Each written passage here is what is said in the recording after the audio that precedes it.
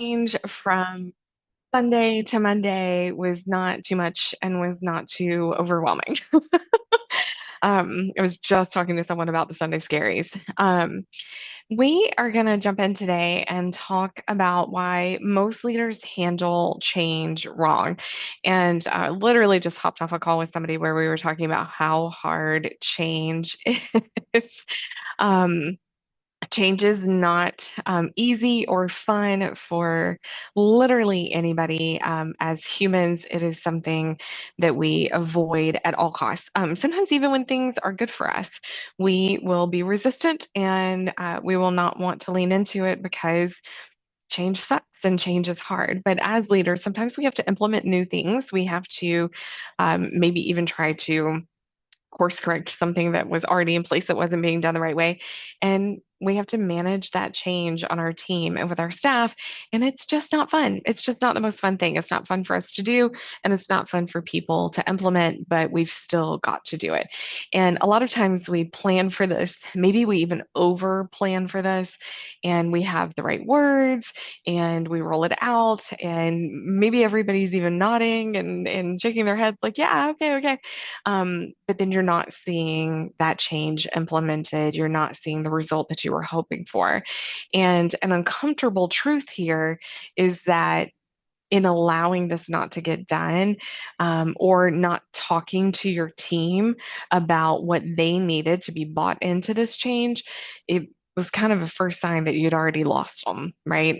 We just want to take the nods as everybody's happy and everything's good and everything's great, but the truth of the matter is people are going to have thoughts. They're going to be resistant. There's going to be things that are uncomfortable. And we need to get that buy in. And we need to have those hard conversations that we've already talked about a little bit, in order to do this effectively, in order to manage it well. So I would love to talk today about encouraging you on how to lean into that awkward process instead of completely avoiding it. So most of us think that if our teams are pushing back on something, that they're complaining, that they're just being curmudgeons or being difficult, and that friction can make you as a leader resistant and avoidant, right? But anytime that we're navigating that change, oftentimes not everybody's gonna agree with everything that happens. They're going to have thoughts, they're gonna have opinions, they're gonna have ideas, they're gonna have suggestions, they're gonna have questions. And the more that we can see that as part of change management, instead of us doing something wrong or them just not, being good employees and good staff, the easier that change is going to happen, right? So instead of just going after a result of them being like, okay, sure, great, sounds good, makes sense, no questions. That's not what we're looking for here. We actually want to open up a dialogue, and we want to get to the root of what people's thoughts are anytime that we're asking them to do something differently. Listen, we do this with our kids, right? We do this with our partners. Why would we do anything differently in the workplace? These are still humans that we're working with. And so we need to be able to meet them where they are, right?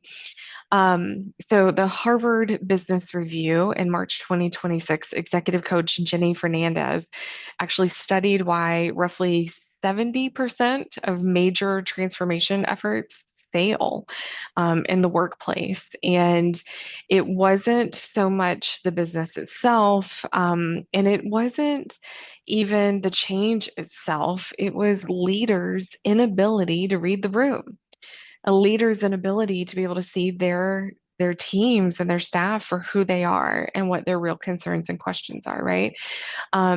Instead, the leaders were misreading their silence as agreement. And it's not. Their silence is reservation. Their silence is a place where there are questions that they have. And if we're not asking them what it is so that we can actually have that discussion, then it's going to be really, really difficult for us to follow through on that change, right? So, I want to encourage leaders here to remember the importance of the announcement of the change, whatever that is. We want to communicate that clearly and effectively, but that's not where the gold lies. The gold lies 2 weeks later after we announce the change.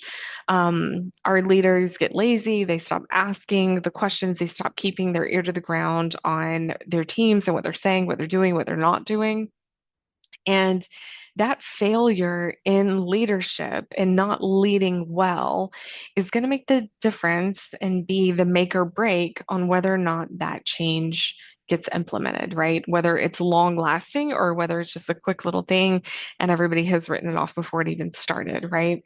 Leaders that get the change aren't the ones with the prettiest presentations and the ones with the best words, the clearest, delivery. It's important, but it's not everything. But the leaders that are really getting that buy-in from their people are the ones having the conversations, the one asking for thoughts and feedback. It feels intimidating. It feels scary. You might hear things that you don't like. You might get feedback that is hard to digest. But that's the only way that you can actually effectively implement change. And if you're not willing to do that part, then leadership is honestly probably not the best role for you. I'll be real direct with that, right? So being in a leadership position, we have to absolutely be willing to take that feedback and hear it and make changes where we need to, right? So, one tip that I could offer for this is doing a 2 week check. So, anytime after you are implementing something new, give it 2 weeks in order to do a check in. Now, we know it takes longer than 2 weeks for people to implement a new routine or a new habit. If you're asking for them to change how they do something in the workplace, they're going to need longer than 2 weeks, but 2 weeks is the right time for you as a leader to be doing a check in. Do a pulse check, talk to people, ask questions, see what their thoughts and feelings are, what's working well, what's not working at all, what needs to be different, what needs to stay the same. Getting that feedback can actually help you with a little bit of a quicker turnaround, know exactly what needs to be adjusted and what doesn't need to be adjusted, what conversations need to be had, what people need to be corrected, what misconceptions need to be fixed at that 2 week mark, right? That's enough time that we have actually started doing a little bit of the change before it gets so far down that you realize that there was something that was wrong or misunderstood, and it's really hard to, fix it after that point, right? So when you're having these conversations, you're not defending, you're not explaining, you're literally just there to listen. I know it sounds simple, but it can be really hard to do that. You're not in that space to correct people necessarily. You can obviously clear up any misconceptions, but you're just there to find out what you missed as a leader, right? Like, what things do you need to clarify or improve or tighten up? It's a moment for you to be self reflective on your role in that change management, but you can't do that without data. You've got to be able to have those conversations and be able to talk to people to get that, right? So, if we're thinking about change as a whole, it will fail sometimes because leaderships stop looking for that resistance the moment that it goes quiet, assuming that everybody's bought in. Instead, I want you to find the resistance, pay attention to it, lean into it, learn more about it, ask those questions, and get curious, right? If you want the next initiative that you want to implement to actually land with people and to stick long term, go find those silent spaces and ask a question, right? Ask a question. Okay.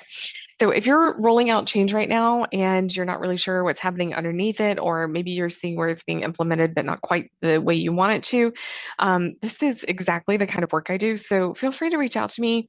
Shoot me an email. I'd be happy to set up a call with you or give you a tip or two on how to roll out change effectively and meaningfully.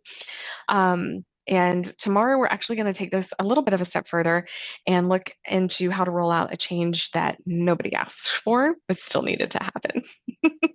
Should be a fun conversation. All right, I'll check in with you guys tomorrow. Have a good one.